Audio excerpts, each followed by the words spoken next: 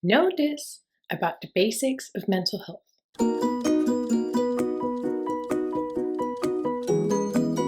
Today I'm addressing the topic of mental health. I've been a clinical psychologist for 8 years, and this is what I know. Today I'd like to talk about why the basics are an important tool for mental health. Mental health means to function well enough to be able to make decisions, exist in relationships, and manage our lives overall. The definition is a bit broader than that, and I've done a full video on the definition. It's in my playlist if you're interested. To me, mental health means that our mind is stable, as opposed to being unstable. When we're struggling with our mental health or having an unstable mind, everything becomes more difficult and we're less likely to succeed in whatever important life stuff we've got going on, and usually we struggle emotionally. As a psychologist, I work with assisting people with their mental health every day. This includes helping them have the best chances of a stable mind and for them to know what to do when their mind is unstable. One of the tools I use the most is what I call the basics. The basics are 4 categories of behavior or human needs, hereunder sleep, eat, rest, and do. In this video, I would like to talk about how the basics can be used as a tool for mental health. Here we go. When we're not okay or off, it's the point of therapy to help us get back to ourselves, to get back to being able to function normally. In here lies taking care of our own needs. This includes knowing and understanding what we need and to provide ourselves with that. In helping the client, I'll use this tool, the basics. I'll educate the client on our basic needs for mental health.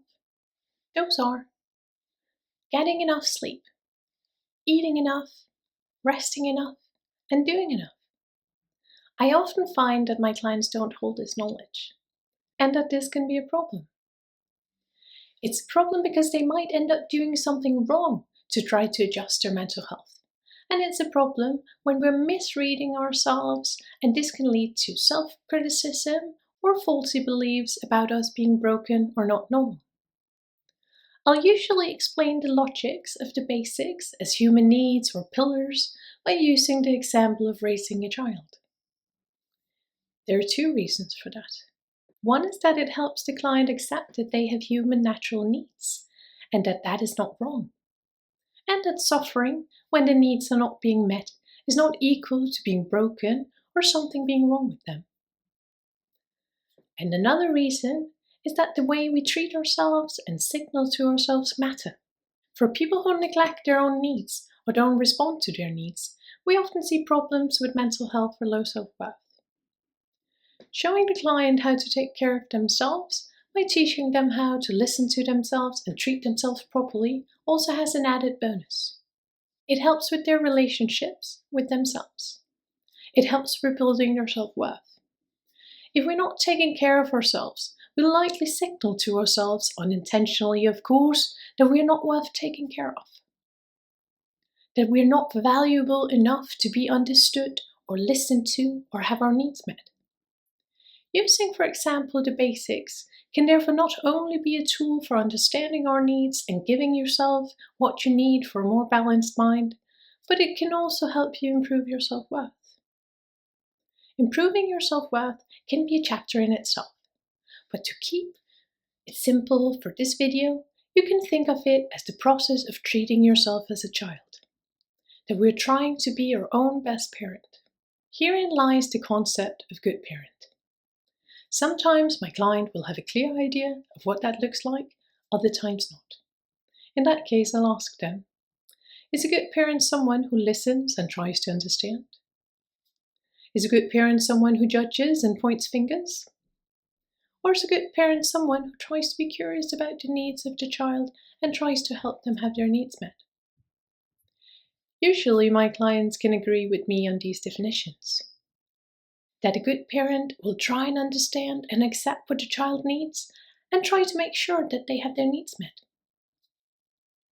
Usually my client will also realize that they might have been the bad parent towards themselves, that they might have judged their own needs or criticized themselves for their needs or not been curious about their needs at all. And that the lack of knowledge or willingness towards taking care of ensuring that their needs were met might have been a large contributor to their current suffering. We might talk about what it's doing to their understanding of themselves as a valuable human being to treat themselves this way. I'll ask them what they think will happen to their self-worth if they continue to treat themselves this way, and what they think will happen if they start being a good parent towards themselves, and also what treating themselves like a good parent might do to their self-worth in the long run. I might ask, what would a child learn to think of themselves if they were ignored and mistreated? What if we ignored all reason and just criticized them for acting up when they were underslept, hadn't eaten, hadn't relaxed, or were understimulated? How would that impact them? Likely not very well, eh? If we in turn remember the basics, that enough sleep, eating enough, resting enough, and doing enough is important for a stable mind and all of our general functions relating to this, then we would be less likely to judge or critique the child, but instead understand that they're not okay because their basics are not in order. We will likely comfort them and try to sort out the basics so they could have their needs met and thus by this heighten their chance of mind stability. I would then ask my client what they think would happen if they started treating themselves this way. Some of my clients who have low self-worth will struggle with the concept of starting to take care of themselves. Through explaining the basics, I let them know that taking care of themselves doesn't have anything to do with the popularized understanding of self-care. Often my clients will tell me that this whole self-care thing is not for them, as they connect it to something with getting their nails painted or bubble baths.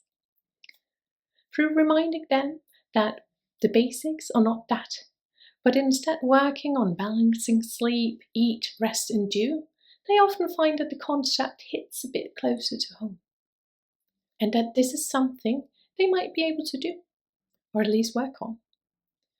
Some of my clients will struggle with motivation. For them, I'll let them know about the benefits of a stable mind or mental health in general. That getting the basics in order first will help them in the long run. That having a stable mind will make them better at coping with life and everything in it.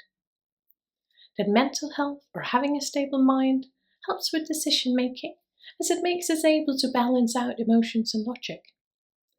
That it helps with our relationships, both benefiting themselves and the people around them. With a stable mind, we can better be present and be able to state and respect our own boundaries. Some find it really hard to have to prioritize themselves or thinking about putting themselves first. They might fear that this will make them selfish. For those, I'll help them with the reasoning for putting themselves first by letting them know that this is the best way of helping others. I like to use the metaphor of putting on your own oxygen mask first before helping others, as they say in the airplane before takeoff. Helping yourself with your mental health will be sure to help you in your relationships. It will make you a better friend or family member. Struggling with your mental health will not make this easier or more successful. So if you want to be there for others, we need to be there for ourselves first. You cannot pour from an empty cup. Most psychologists will tell you that you need to help yourself first before helping others for this reason. Of course, my aim is to help the client take better care of themselves, to help their mental health, but I'm also conscious of the fact that this will help them out in their relationships and thereby likely help others around them.